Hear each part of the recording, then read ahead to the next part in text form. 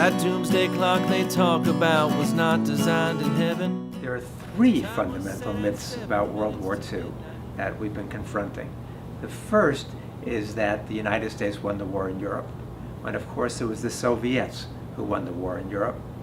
The second is that the Cold War started during World War II because of Soviet aggression. That narrative is completely wrong.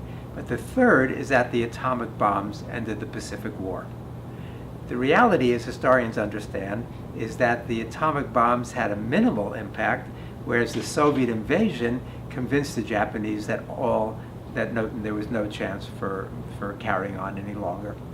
In fact, the American intelligence had been saying for months, beginning at least in April, that the Soviet invasion of Manchuria and Japan would lead to complete collapse of the Japanese military. And Truman understood this quite well. Truman said he went to Potsdam to make sure that the Soviets were coming into the war. He got Stalin's agreement on July 16th. He writes in his journal, Stalin will be in the Jap war by August 15th. Fini Japs when that occurs. He writes home to his wife Bess the next day, says, the Russians are coming in, we'll end the war a year sooner now. Think of all the boys who won't be killed. The Americans had broken the Japanese codes. We were intercepting their telegrams. Truman himself refers to the intercepted July 18th telegram as the telegram from the Jap emperor asking for peace. Truman knew full well that the Japanese were defeated. They were looking for a way to get out. They were trying to negotiate through the Soviets to help them get better surrender terms. The Soviet invasion, which begins at midnight on August 8th, completely undermines Japan's diplomatic strategy, which was to try to help get the Soviets to help them get better surrender terms, and it undermines Japan's military strategy, which was to wait for the American invasion, inflict heavy casualties, and get better surrender terms that way. Most of the American military leaders are on record as saying that the atomic bombs were not necessary. In fact, 6 of America's 7 5-star admirals and generals who got their 5th star during the war are on record as saying that the atomic bombs were either militarily unnecessary or morally reprehensible, or both in most cases. We're talking about people who weren't pacifists. We're talking about Admiral Leahy, who was who chaired the meetings of the Joint Chiefs of Staff, who was Truman's personal chief of staff, Douglas MacArthur. General MacArthur says the Japanese would have surrendered in May, and happily, if we told them they could keep the emperor. General Dwight Eisenhower, later becomes president, says that the Japanese were defeated. There was no reason to hit them with that damn thing. And I hated to see my country be the first to use it. Chester Nimitz, General King, Hap Arnold, all on record, as well as a lot of other military leaders saying that the Japanese were defeated. There was no need to use the atomic bomb. Leahy says we were barbarians in doing so. He said we adopted the ethical standards of the barbarians of the Dark Ages. And so, but again, it's a narrative that most Americans are completely unaware of. If you look at the intelligence reports, in April, May, June, July, they made it very clear the Soviet invasion was going to end the war, and the Soviet invasion did. When Prime Minister Suzuki was asked on August 10th why they had to surrender so quickly, he said that the Soviets are already taking Manchuria, they're taking Karafuto. Pretty soon, next they'll be in Hokkaido. If that happens, the foundation of Japan is destroyed. We have to surrender what we can surrender to the Americans. What you have to realize is that the Americans have been firebombing Japanese cities ever since March. We'd wiped out and firebombed over 100 Japanese cities before Hiroshima and Nagasaki. Destruction reached 99.5% in the city of Toyama, 99.5%. To the Japanese, who had recognized, Japanese leaders accepted that the United States could wipe out Japanese cities. To Japanese leaders, it didn't make a big difference if it was one plane and one bomb or 200 planes and thousands of bombs. They accepted we could wipe out cities. Hiroshima and Nagasaki were simply 2 more cities. But the Soviet invasion, as the leaders knew, was change the equation and force the Soviet surrender at that point. Most Americans believe that the United States won the war in Europe. That's a pretty crazy notion if you study the war at all. For Americans, the narrative begins on December 7th, 1941, with the bombing of Pearl Harbor. Then there's a brief interlude where we go go on North Africa. We invade North Africa, and then the underbelly, and go up in Italy, and Mediterranean. And then the real war for Americans starts on June 6, 1944, with the D-Day invasion of Normandy. The reality of the war was that throughout most of the war, the United States and the British were confronting 10 German divisions combined, while the Soviets throughout most of the war were confronting 200 German divisions combined. And it was the Soviets who won the war. Churchill said the Red Army tore the guts out of the Nazi war machine. The Nazis lost about 6 million on the Eastern Front and about 1 million on the Western Front. And Americans don't know this. The Americans lost, well, I asked my students, I did an anonymous survey with college students. These were all A students in high school. And I asked them, how many Americans died in World War II? The median answer I got was 90,000. So they were only 300,000 off. I asked them, how many Soviets died in World War II? The median answer I got was 100,000, which means they were only 27 million off, which means that these young kids, smart as they might be, have no understanding of what the Cold War was about, have no idea what's going on in Ukraine now. They don't have the historical context to make sense out of that. You know what 27 million represents? After 9/11, the United States lost a little less than 3,000 people. After which, we've invaded country after country after country, wreaked havoc on the planet to get revenge and find the perpetrators. 27 million is the equivalent of one 9/11 a day, every day for 24 years. That's what the Soviets suffered in World War II. When President Kennedy said it's the equivalent of the entire United States east of Chicago having been destroyed, he was not exaggerating. The Soviet losses were unimaginable. The horrors of World War II were unimaginable. And of course, as a result, they wanted a buffer zone between themselves and Germany. They've been invaded twice by Germany through Eastern Europe within the previous 25 years. The main demand that the Soviets had after World War II was a buffer zone. During World War II, they wanted a couple things. One thing they wanted was a second front. The United States promised, in fact, in May of 1942, President Roosevelt asked Stalin to send over Foreign Minister Molotov and a top Soviet general to come to Washington, D.C. They met with Roosevelt and General Marshall, and at that meeting, Roosevelt turns to Marshall and says, "Can we open up the second front before the end of World War II, before the end of 1942?" And Marshall says yes, and Eisenhower says yes, we should before the end of 1942. The Americans promised to open up the second front. We don't open up the second front until June of 1944.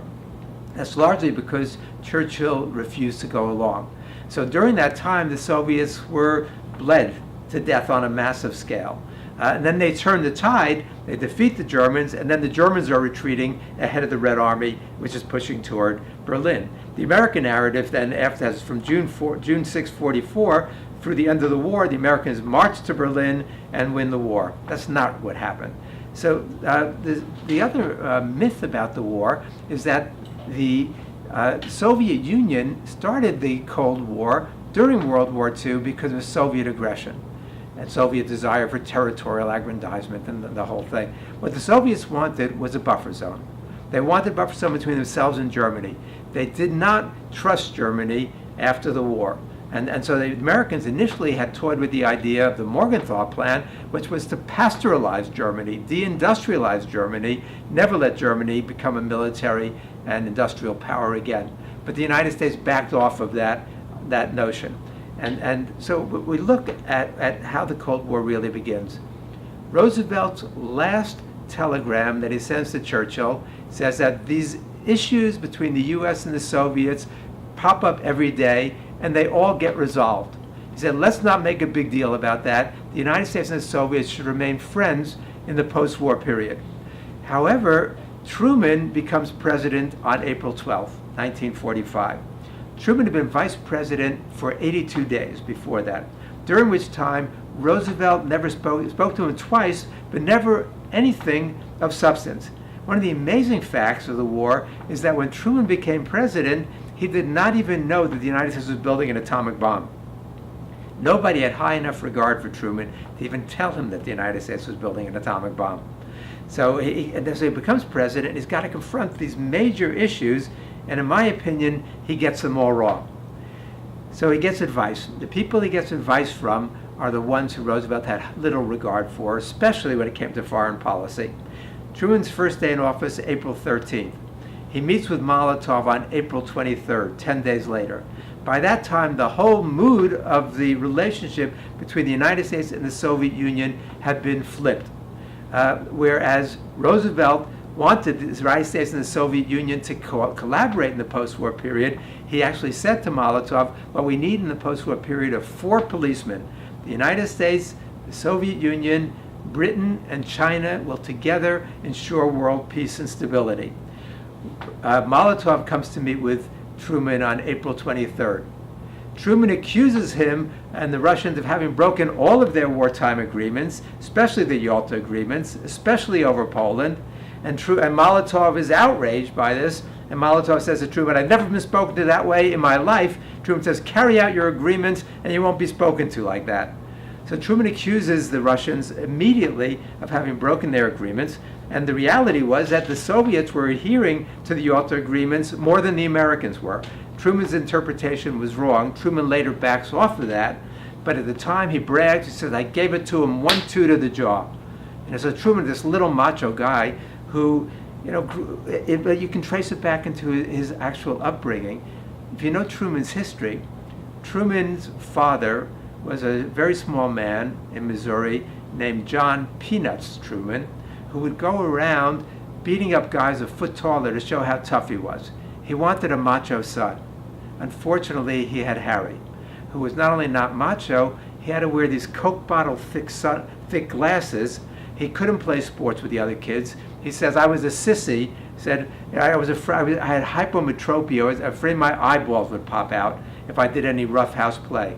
So Truman was the kid in the neighborhood who all the other kids picked on as a kid. They called him Harry, they called him Sissy, True Woman, Four Eyes. They used to chase him home after school, carrying his books. He'd run home crying. His mother would greet him at the door and say, Harry, don't worry, you were meant to be a girl anyway. So he grew up with all of this gender confusion, and he sees it in his letters he writes. He writes a letter proposing to Bess, who used to play third base with the boys while he was running home. And he says to Bess, I know you're not interested in me, a guy with spectacles and a girl's mouth. He's always referring to his feminine attributes. But his father wanted a tough macho son. And the tough macho one was Harry's younger brother, Vivian. But Harry was the wimp. But later in life, he's going to stand up to Stalin. He's going to stand up to Churchill. He's going to show how tough he is, win back his father's respect. So Truman says that he gave it to him 1-2 to the jaw, and he's always referring in these macho ways to this confrontation with Stalin. The reality of the Cold War and the start of the Cold War is that Truman reversed Roosevelt's policies toward the Soviets. The other person who we have to bring into this story is Henry Wallace. One of the people who has been wiped out of the history books, who's been written out of history, erased from history, is one of the most extraordinary Americans in the 20th century. That's Henry Wallace. Roosevelt appointed him Secretary of Agriculture in the New Deal administration in 1933. Arthur Schlesinger later said that Henry Wallace was the best Secretary of Agriculture this country ever had. Well, he turned the poverty of America's farmers into prosperity and into massive production during the war, or before the war, even during the 1930s. When Roosevelt was going to run for a third term in 1940, he knew we were on the verge of a war against fascism, and he wanted a leading anti-fascist progressive on the ticket as vice president, and he chose Henry Wallace. The party bosses, however, didn't trust Wallace. Wallace was much too radical for their tastes, and so they opposed putting him on the ticket. Roosevelt wrote a remarkable letter to the Democratic Convention in 1940, in which he turned down the nomination for the presidency, and he said, we already have one conservative money-dominated, Wall Street-dominated party, the Republicans. If the Democrats aren't a liberal progressive party who stand for social justice and the right values, then there's no reason for our party to exist, and I'm not going to run for president on such a ticket. Eleanor Roosevelt went to the floor of the convention and convinced them that he was serious, and they gave him Wallace on the ticket as vice president in 1940. Wallace was an extraordinary vice president. In 1941, when Henry Luce declared that the 20th century must be the American century, the United States will dominate the world, Wallace countered that. And he said the 20th century must be the century of the common man. And he called for a worldwide people's revolution. He said we have to end colonialism, end imperialism, end economic exploitation, spread the fruits of science and industry all over the planet. And he said the U.S. and the Soviets have got to play the leading role in creating that future. Wallace was enormously popular, but he had a lot of enemies. His enemies included the Southern segregationists, because he was a leading spokesperson for black civil rights. They included the misogynists, because he was a leading spokesperson for women's rights. They included the business community, because he was a leading spokesperson for labor rights. They included the British and the French, because he was a leading critic of British and French colonialism. Wallace actually said that America's fascists are those people who think that Wall Street comes first and the American people come second. Now we call them Democrats and Republicans, but Wallace got it right. Those were America's fascists. And so when Roosevelt was running for re-election for a fourth term in 1944, the party bosses ganged up on him and said, we want Wallace off the ticket. They called it Pauley's coup. The Treasury, the Secretary, Edwin Pauley, after whom Pauley Pavilion is named. Pauley was the treasurer of the party, California oil millionaire, who said, I went into politics when I realized it was cheaper to elect a new Congress than to buy up the old one. He later gets indicted. But Pauley runs this coup to try to get Wallace off the ticket. The problem was that Wallace was the second most popular man in America. And the night that the Democratic Convention started, July 20th, 1944, Gallup releases a poll in which they asked potential voters who they wanted on the ticket as vice president. 2% said they wanted Harry Truman as vice president. 65% said they wanted Henry Wallace. Well, how are the party bosses going to control the convention to get Truman on the ticket and not Wallace? They had the whole thing fixed from the beginning. But that night, Wallace made the seconding speech, the opening night, seconding speech for Roosevelt. The place went wild in a spontaneous demonstration. It went on for almost an hour. In the middle of it, Senator Claude Pepper from Florida realized that if he could get to the microphone and get Wallace's name and nomination that night, they would defy the bosses and sweep the convention and get Wallace back on the ticket. Pepper fought his way through the crowd. He starts getting close to the microphone. Mayor Kelly and the other bosses see what's going on. They start screaming, adjourn this convention immediately. There's a fire hazard. Sam Jackson was chairing it, had orders not to let Wallace get nominated. And he said, I have a motion to adjourn. All in favor say aye. A small number of people say aye. All opposed say nay. Everybody booms out nay. He says, motion carried, meeting adjourned. Pepper was literally 5 feet from the microphone. Had Pepper gotten 5 more feet to the microphone, Wallace would have been back on the ticket as vice president, become president on April 12, 1945, instead of Harry Truman. There would have been no atomic bombings in World War II, and very possibly no Cold War. Wallace was the exact opposite of Truman in every way. He stays on in the cabinet for Roosevelt as Secretary of Commerce. And from that position, he wages a fight against Truman's Cold War policies and nuclear policies for more than a year from inside as Secretary of Commerce until Truman fires him in September 1946. But Wallace is one of the great voices of American democracy who's been lost to history. The other thing that's most appalling, perhaps the most appalling thing about the atomic bombings in 1945, was not simply that they killed hundreds of thousands of innocent people, overwhelmingly women and children, but that Truman knowingly set the United States on a glide path to ending all life on the planet. Truman was told, writes in his memoirs, that the first day he was briefed on the bomb, on April 13th, Jimmy Burns flew up from South Carolina and told him that this was not just a more powerful weapon we were developing, but as Truman writes in his memoirs, a weapon great enough to destroy the whole world. Truman got a similar briefing on April 25th from Secretary of War Stimson and General Groves, and again comments that maybe we shouldn't use this because it could destroy the world. At Potsdam, Truman got word of how incredibly powerful the bomb test at Alamogordo was, the Trinity test.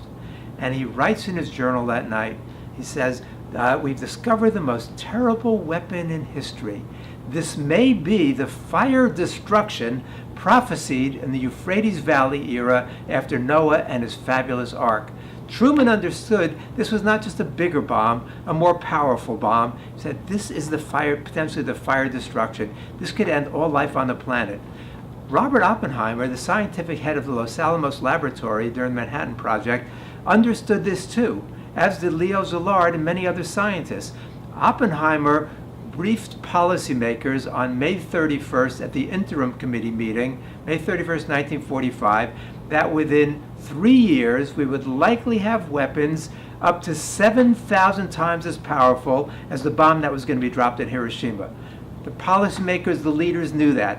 In fact, in 1954, under Project Sundial, American leaders were actually contemplating building a single bomb that was 700,000 times as powerful as the Hiroshima bomb. There was the scientists testified at congressional hearings about this. The insanity of the nuclear arms race was that by the mid-'80s, really by the late 60s, but then again by the mid-'80s, we had the equivalent of about 1.5 million Hiroshima bombs. 70,000 weapons, 1.5 million Hiroshima bombs. We even contemplated building one bomb that was going to be half of that alone. So this was a period of absolute insanity that we were dealing with. Many people think that with the end of the Cold War, the nuclear threat disappeared. Somehow it was abated. That's not true at all. I see among the young people a lot of concern about global warming and climate change, which is admirable. But I also see that the nuclear threat has dropped off of their radar. The reality right now is that the United States is in a very dangerous confrontation and very provoking Russia and China in ways that are dangerous, unnecessary, and counterproductive. The Americans knew or should have known that this policy toward Ukraine of trying to bring Ukraine into the European Western camp and breaking it off from Russia, the Russians were going to respond just the way they did. It was totally predictable in the same sense that the provocation in Afghanistan was total. Brzezinski was thrilled in 1979 when the Soviets invaded Afghanistan and deliberately provoked that and says, great, now we've given the Soviets their own Vietnam.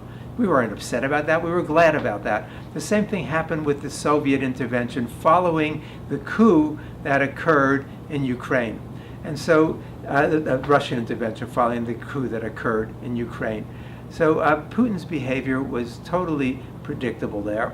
Ukraine represents fundamental national security interests to Russia. There is no way they're going to allow the United States to simply move in and take over. Because what the U.S. was demanding was that the Ukrainians link themselves to the Western camp. In fact, you have to put this in the context. You have to see this through the eyes of the Russians. In 1990, when Gorbachev gave permission to unify Germany, he was promised by the Bush administration, the George H.W. Bush administration, that NATO would not expand one thumb's width to the east.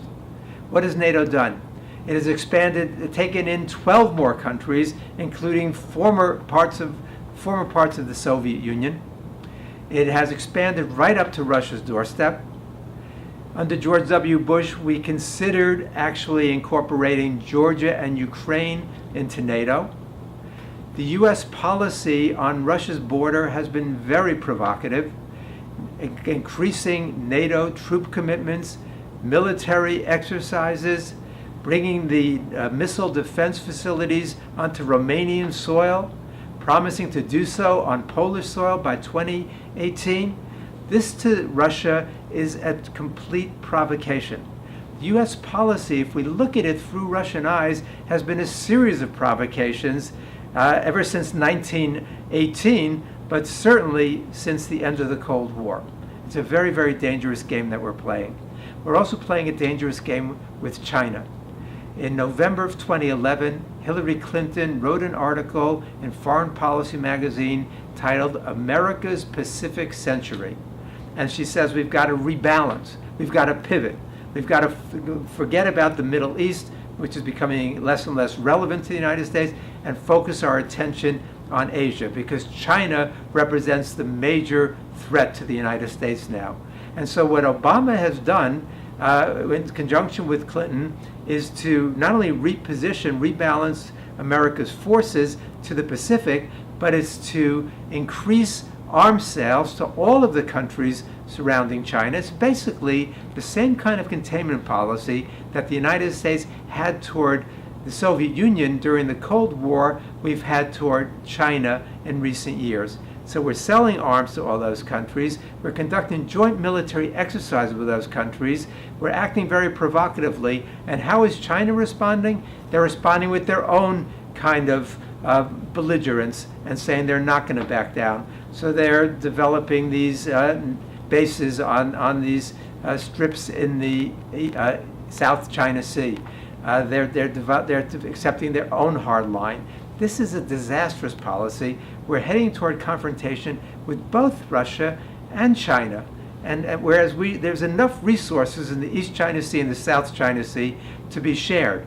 But China, unfortunately, is following in the footsteps of the British Empire and the American Empire, and accepting and enacting some of the same kinds of zero-sum game belligerency that has messed up the world so badly under the American Empire. You look at the world now. What are the fruits of the American Empire, the Pax Americana? Now, the richest 62 people in the world have more wealth than the poorest 3.6 billion.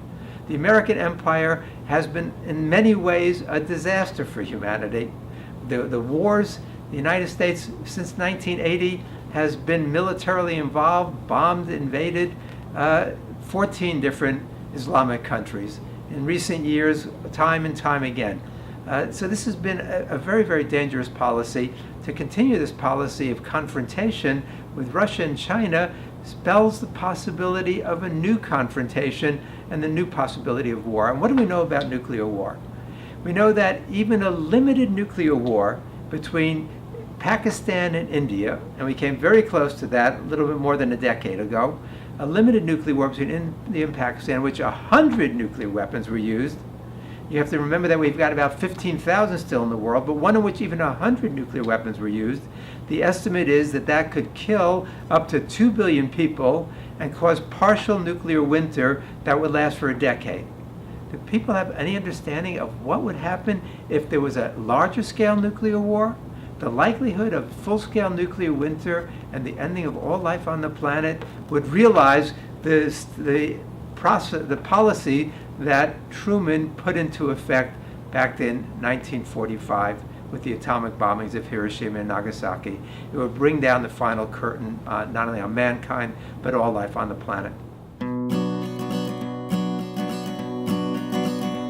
Well, that doomsday clock they talk about was not designed in heaven. The time was set at 7 minutes to midnight and 47.